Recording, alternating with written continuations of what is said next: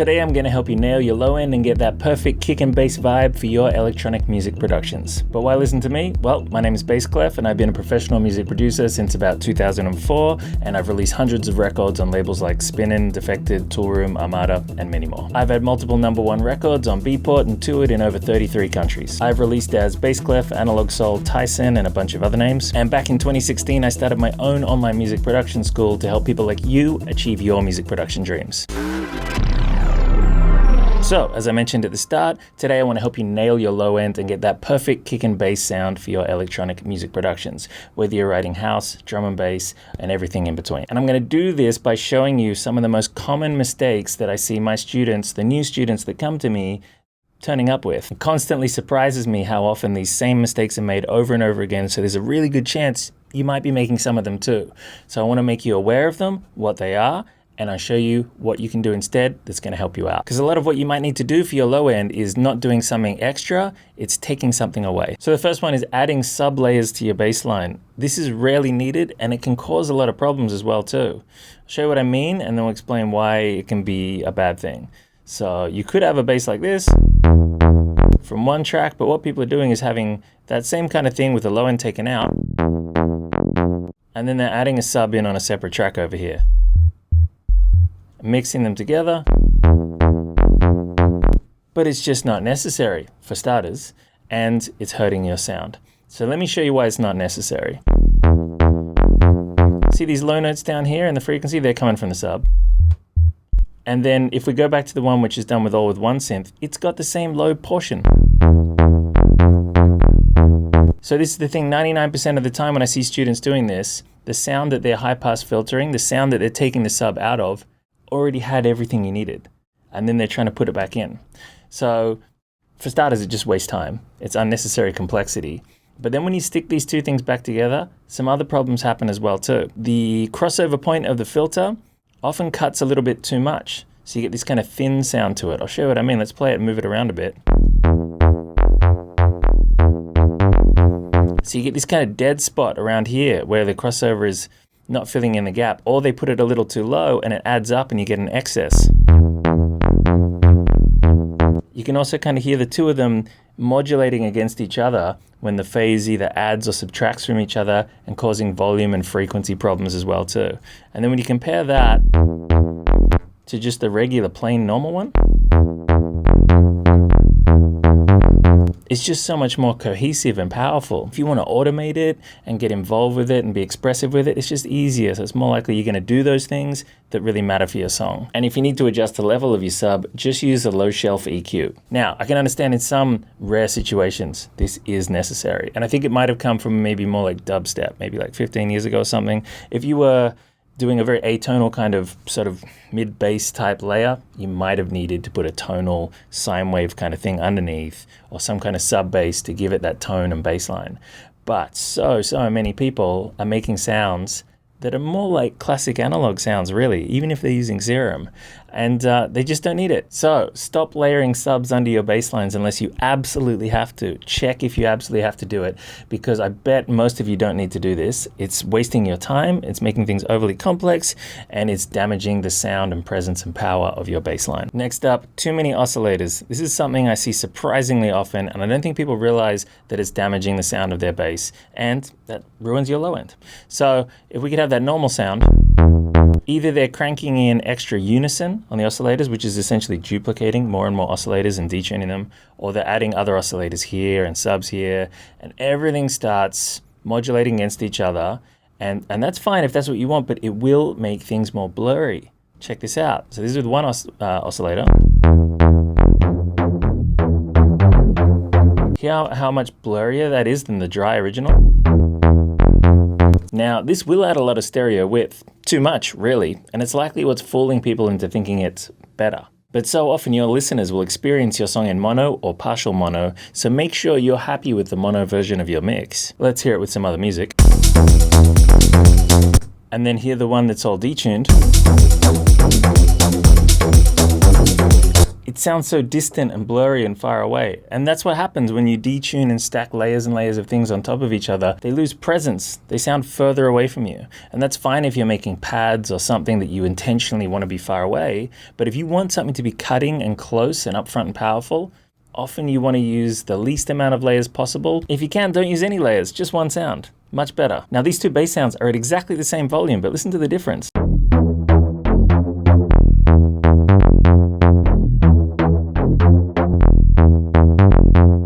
The one that's just a single voice, a single oscillator, cuts through so much more, right? So much more power and presence. And this is often what people need when their mix is sounding muddy and distant in the low end, when they're not getting that clarity in their bass line. It's because they're using too many oscillators or too much unison, and their bass line is just sinking off into the distance. The next thing I see people do a lot is over-process their kick drum. They'll often have racks kind of like this with things like multi-band compression, maybe regular compression, EQ with all sorts of intense high and low pass filters and very narrow band notching stuff, saturators, and then an EQ that kind of cancels out the last EQ. There may be some limiting. Usually they're not doing this volume cut. That's me doing that for you guys. It's just way too many plugins. Let's hear what it's doing to it. And every time I turn all this stuff off, the kick sounds way, way better. And let's put that in with the music and try that. It's just sucking the life out of it. It's absolutely smashing the dynamics out of it with all the compression and losing all your punch. It's over distorting it. Kicks don't hardly ever need to be distorted. It's maybe if you're doing sort of super intense hard style or techno stuff sometimes, but I'll tell you what you should be doing instead. Instead of putting all these plugins and stuff and tweaking for ages trying to get that perfect kick sound, the secret is not more processing. The secret is spending more time finding the right kick drum. Sounds crazy, right? Sounds too simple, but trust me, this is the real thing. So do this. Put your kicks in a drum rack like this. Don't program kicks in audio. Because if you program your kicks in audio on the screen, you won't bother replacing them. You won't try alternative different kick drums. But if you have your kicks in a rack like this, you can use a pitch plugin and you can try different kicks. You can try them in context with your song. Let's play the song and hear a couple of different kicks. And then you can hear how well they fit. This is a bigger macro change that's going to have a much bigger impact on your mix as a whole compared to the subtle things you can do with your plugins. Really, in general, whenever you're working on anything, try and fix the problem at the source. And that's what we're doing here. I mean, hey, I get it. Plugins are fun, and it's enticing to open more of them and tweak the knobs and see what's going to happen. But I can tell you from someone that's been doing this professionally for a long time, the secret is in spending time starting with the best sounds possible. Try and find kicks that don't need any processing, that just sound amazing straight away. Shoot for something that sounds 80% done already. Maybe later on it might need the tiniest bit of EQ.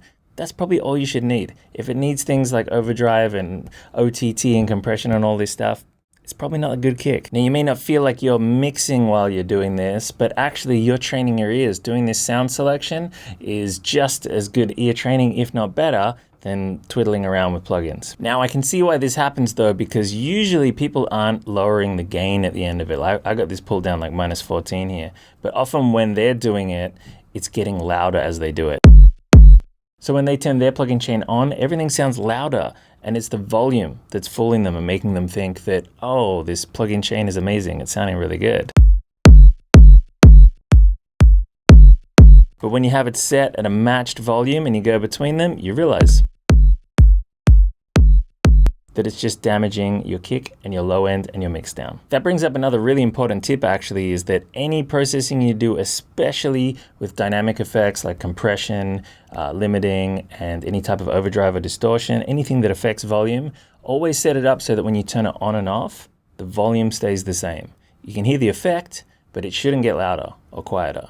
This way you can accurately decide, did it make it better? Did it do the thing it was meant to do to make the sound fulfill its role in the song and make the mix better as a whole? Because mixing is not about making one sound amazing. It's about making every sound work together to make the song better. And same goes for the bass line. I see the same thing with over-processing, similar kind of stuff, loads of plugins, and when you turn it off, So much more natural and full and powerful. So spend some time with your bass too, picking out sounds or making sounds that sound great already, even without plugins. Next up, grouping your kick and bass. Here's some more misinformation that I see, unfortunately, a lot, and it's hurting you guys. And by the way, if you're doing any of these things, it's not your fault. It's just what you were taught. I'm here to help out with that. So let's clarify what's going on here with this whole kick and bass grouping thing that I see all the time, where people are putting their kick and their bass into a group and they're often processing it with things like limiting, compression, overdrive, or sometimes like this, all of them. What they're hoping for is that it's going to somehow kind of glue it together. But in reality, what we often need with our kick and bass is separation, not glue. The things we want glue on is our drum group, the rest of our drums, you know, between our hats and snares and claps and stuff like this, because they're usually coming from samples from different sources from all over the place. We want to make it feel like a cohesive drum kit. So we might do, yeah, some compression and overdrive to even out the volumes of all the hits and to give them a bit of aggression and a bit of a unique signature tone. Problem is, when you try to do this on a kick and bass alone in a group, what it really does, these are all volume triggered effects. These are dynamic effects. So it looks for the loudest thing and it turns it down. So if your kick is punching through and your bass is just below it, it's just pulling your kick down and taking all the punch away from it, and you just get a mushy mess of kick and bass. And this is probably why people are so often trying to make their kick drum punchier, because they're sabotaging their mixdown unknowingly. Like, check this out.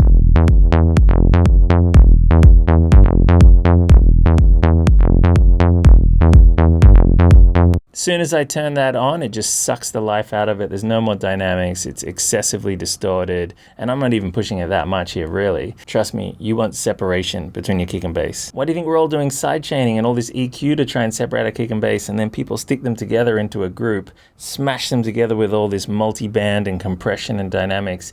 When you think about it like this, it starts to make more sense, right? How this is not the right direction 99% of the time for your kick and bass. I think I've had to do this once on a song, which was an incredibly weird song with an incredibly weird kick. This is so rare. I think this probably came from acoustic music. This is the kind of thing that might work well on live drums and live bass to help lock them in together. But with dance music, where everything's usually quantized and very solid and processed already, this just sucks the life out of your low end. Here's another one. People using compressors to try and make their kick punchy. Now, this might be a perfectly fine thing to do on an acoustic kick drum from a live drummer, but there's a better way to do it for us people doing electronic music. So what they're often doing is throwing a compressor on something like this. Let's hear it on the kick drum here. And it just chokes it. It sucks the life out of it. Sure, it's kind of making it punchier in a way, but it really just chokes it. And people don't often notice because they're usually setting their output volume too high or using automatic makeup gain. So it's so much louder, they think it's helping. They think it's getting better. But it's actually just choking the kick drum and making it smaller. The way it's working is kind of by trying to have a slow attack there to let the punch come through. Let me show you a better way that works much better for electronic music. Now, this only works when you put your kick into a sampler, but that's what you should be doing, right? That's what I told you. No more programming kicks in audio. Often people are loading up their kicks and they've got them as one-shot mode. What you're going to need to do for this is change it to classic mode, because that lets you use the ADSR envelope over here. Let me show it on the screen here. So you can see your attack, decay, sustain, and release. What I want you to do is pull a sustain all the way down. So it makes it shorter like that. Set the decay to around about, 800 or 900 milliseconds. Something where you can just hear most of the thump at the start, but you shouldn't be able to hear the end of it, the body or the tail. We're trying to get rid of that temporarily. Roughly about there. So what that then gives us, the start stays the same volume as normal. The body, the tail of it, we now have a volume control for it. So we're kind of doing this with a bit of reverse engineering. So what we can do then is we can turn down the tail of it, 3, 6 dB, sometimes 3 is all you need. Whatever is necessary. And that's going to change the difference between the start and the ending with precision. See, because compressors are triggered by audio and they can have all sorts of delays and slip-ups, and they're just not as precise, and you can't get the same kind of settings you can do with this. This is literally shaping the volume, precise every single time. You might think, oh, but it's going to make it quieter. It's fine. Just turn the volume up to compensate for that, and then what you end up with is, effectively, it's as if the body of the kick is the same volume, but we've just turned up the volume at the start of the kick. So, much more precise and perfect way for you to give punch to your kick drums, stop trying to do it with compressors. In fact, in general, you almost never need to compress an electronic kick drum, because for starters, they're all the same volume all the way through. It's not like we're trying to even out the difference between the volumes of them, almost always. And like I've just explained, they're not as effective for adding punch. It's much better to do it with your ADSR envelope. Next one is wrong sub priority. Okay, what do I mean by that? So here's the thing, any song you're mixing, you kind of need to decide who is going to rule the low end, who's going to be the king of the low end. When I say low end, I mean like the sub frequencies, like around 70, 60 hertz and below, the really low stuff. You should ideally only have one of the two bassy instruments down there. And we're talking about those two, we're talking about the kick and the bass line. So at the start of each mix, you need to decide which one is going to work best for your song. And there's a general rough rule for this, that songs that have a 4-to-the-floor kick drum, house, techno, tech house, all that kind of stuff, generally, you should give most of the sub to the kick. It's gonna just work better for your mixdown. Trust me, to make a long story short. You switch that around though, if you're doing drum and bass, breakbeat, pretty much anything with a syncopated broken beat, not a 4-to-the-floor thing. Often even hip hop and sometimes things like this too. But people make this mistake so often, especially when they're doing house type stuff, and they'll have their kick drum and they'll be going in and taking out a whole bunch of, usually with a filter as well too, which is super aggressive. They'll be taking out a whole bunch of low end out of their kick and wondering why the song's not sounding powerful. They're trying to rely on the sub of the bass line to fill things out. It just doesn't work well for any house based genre. You want the kick to have the accented emphasis power in the low end, while the bass line is sort of living a little bit higher, really, almost from 80 to 200, having a lot more of its energy up there, and it's going to fill things out for you. So a more common adjustment you'd be doing is coming to your bass line, loading on a shelf, not a filter, setting it around about 70 or 80 hertz, and controlling how much sub is in that bass line, because you'd be surprised, most synths have much more sub in them than you need. It's not hard to put bass in things. So often with any house bass kind of track, I'm often needing to remove sub out of the bass line so the kick can occupy that area instead. So make sure you identify who's going to rule the low end in your song. Best bet is to follow these genre rules. Remember, if it's a house-based track, let the kick have most of the sub and take some out of the bass if you need to remove some, that is. And it's the other way around for broken beat, drum and bass kind of genres. Now, in very rare scenarios, you might break this rule or have a hybrid sometimes with things like bass house, but it's very rare. If you're not sure, just stick with these rules for now. Next big mistake people are making is not referencing and not doing it properly. Some people out there are referencing, but they're not doing it the right way. I highly recommend using a plugin like Reference 2 for mastering the mix, mostly because it can do automatic volume matching at LUFS. I think it's the only one that can do it in real time.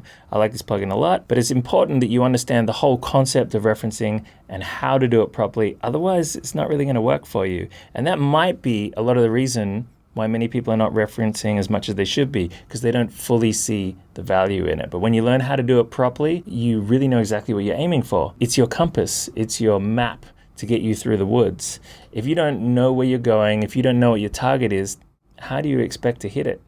And in some ways, we're all going to reference whether you like it or not. I know sometimes you're like, oh, I've got this. I just want to do my mix down. I don't want to have to think about referencing right now. But you're either going to do it in the process earlier on and get the mix done, or you're going to do no referencing, you're going to put your song out there, and later on you're going to hear it side by side with other people's music just naturally, and you're going to naturally end up referencing it then. And if you hear it then, you're probably going to be disappointed in how it turned out. So I think it's much better to reference earlier on, so you make sure you hit that target, you get the results you want, and then when you hear your song side by side with other songs later, you're happy and you're proud of your work. Another thing holding people back from nailing their low end is having a bad listening environment. Now that could be the type of speakers you use, the type of headphones you use, or the way they're set up as well too. Your headphones can even be quite affected by wearing a hat at the same time. It's going to let a lot more air out the sides. You're going to hear a lot less bass. If you're not using something like Sound ID, SonarWorks Reference to tune them, you might be getting a very inaccurate curve that could be throwing you off. If you're using your speakers, all sorts of problems can happen. You can have amazing speakers, but if you put them in a room that's not well treated or they're placed incorrectly, they can make them sound like garbage. So definitely make sure your listening environment is optimized. Put some time into that. Learn how to do that properly. Because if you can't hear what you're doing, how do you expect to nail that low end? How do you expect to get these great results? It's kind of like if you were a graphic designer and we just like poured milk all over your screen or something, or covered it with a blanket and be like, yeah, get to work. It's like, no, you need to be able to hear what we're doing so we can get a good result. Also important to, especially for the low end part of it, your speakers are going to need to be deep enough. Your headphones need to go deep enough and have good low end response with low harmonic distortion. Maybe even try pairing it up with a subwoofer. It can be difficult to set up in your room, or a sub pack is very good as well too. Nice and easy to set up, good results. And maybe the biggest one is not having a clear system of how to do your mixdowns. Because really, so many people waste so much time on their mixdowns. It's usually the longest part of the whole process. They can get the ideas knocked out in sometimes 30 minutes, an hour, but they're spending days and weeks on their mixdowns. But if they had a clear system that they could follow step by step, this is how you do it, this is what you do, and it got them great results, and that they could repeat that every single time over and over again, how powerful is that? Wouldn't you like to have that? Well, this is exactly what I put together in my new advanced mixdown training, Pro Sound Secrets. And it's launching very soon in October 2024. So if you're ready to unlock the pro sound of your dreams so you can attract labels, fans, and release your music with confidence, then Pro Sound Secrets is exactly what you need. But keep in mind, there's only 10 spaces available for this. I'm limiting the places available because we're going to be doing weekly group calls together where you can ask me questions about the video content, mixdowns in general, and I can give you feedback on your mixdowns in real time. I want everyone in the group to get quality time and focus from me. I want to be there to help to make sure you get powerful, life-changing results. So click the link below or head to bassclef.com/PSS and you'll be first in line to be notified when we open the doors for enrollment in October 2024. Now, go try out those tips, nail that low end, and let's get you that pro sound that your music deserves.